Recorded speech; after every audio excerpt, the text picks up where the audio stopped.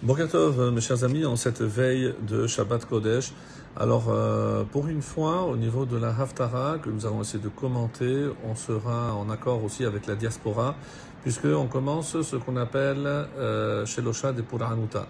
Ces 3 semaines, donc, ont une lecture de Haftara très particulière qui n'a plus un lien forcément avec la paracha, comme ça a été le cas jusqu'à présent, et ce, jusqu'à après les fêtes, puisque maintenant on rentre dans une période où les Haftarot sont choisis en fonction essentiellement de la période que nous vivons. À savoir donc ces 3 semaines, et les 2 premières de ces 3 semaines sont tirées du prophète Yirmiyahu, Jérémie, et donc il faut savoir que le prophète Jérémie, il y a la paracha de Bo, Mishpatim, Tzav, Behar, Bechukotai, donc le premier et le second Shabbat des 3 semaines, le deuxième jour de Rosh Hashanah et aussi le matin de Tisha B'Av. Tout ceci est tiré du prophète Jérémie. Alors il faut savoir que Jérémie donc n'a pas eu la vie facile, donc il a été envoyé à une période où le déclin battait son plein, donc pour annoncer la destruction du royaume de Juda et évidemment la destruction du temple.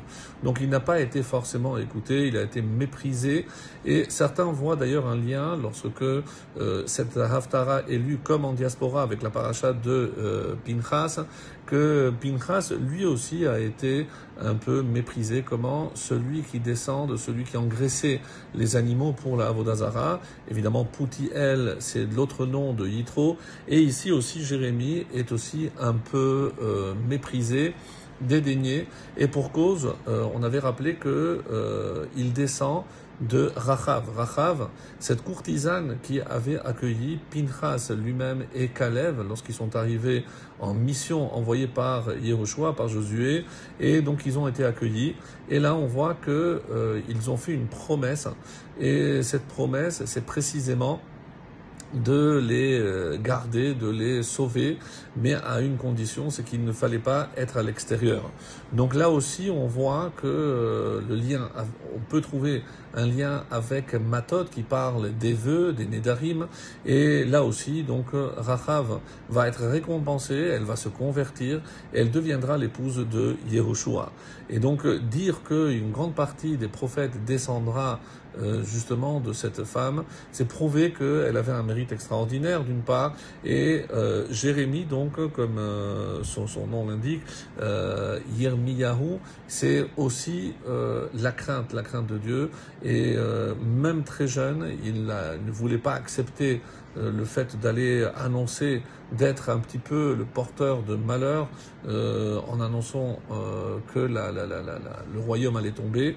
Et ce qu'il faut retenir, mes chers amis, c'est que ce n'est pas Chas v'Shalom que parce que à un moment donné, il y a une nation qui a réussi à mettre à plat et à vaincre le peuple juif, que c'est Hachem qui a changé, qui a choisi un autre peuple. Non. Tout ce que Akadosh Baruch Hu fait, c'est toujours à bon escient, c'est toujours volontaire, et c'est pour nous montrer justement, parce qu'on a des responsabilités, on a un devoir moral, et dès qu'on faillit à ce devoir moral, comme on va le voir ici, eh ben Hachem nous envoie ses prophètes qui viennent nous annoncer, nous mettre en garde. Alors, c'est un texte qui, évidemment, est relié avec ce qui va se passer, puisqu'il annonce que le mal viendra du nord, avec cette image de la chaudière, et Mitzafon Tipatar Ara'a, une allusion au nord, le royaume de Babylonie, avec à sa tête le roi Nabucodonosor.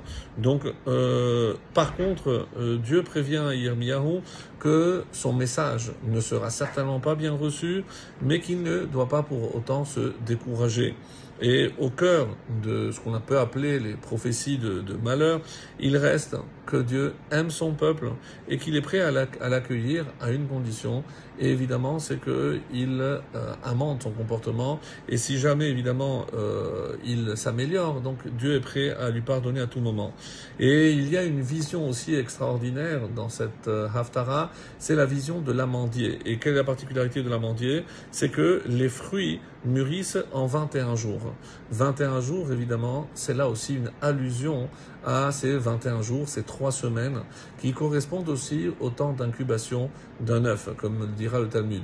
Et de là, on apprend que ce qui correspond à ces 3 semaines de deuil, de lamentation, c'est pour ça que ce texte a été choisi, mais il faut savoir que l'amandier, c'est un signe évidemment de bonheur aussi, et comme le Harizal nous l'annonce, que Bezrat Hashem, cette période deviendra une période joyeuse.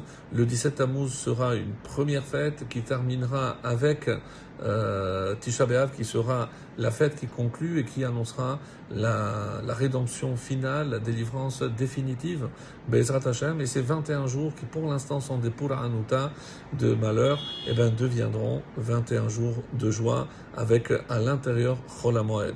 Que Be'ezrat Hashem, donc, on puisse comprendre tous les messages de ces prophètes qui restent encore actuels, et que si Hashem est prêt à nous pardonner, à nous de faire le nécessaire. Shabbat, Shalom, Mevolach.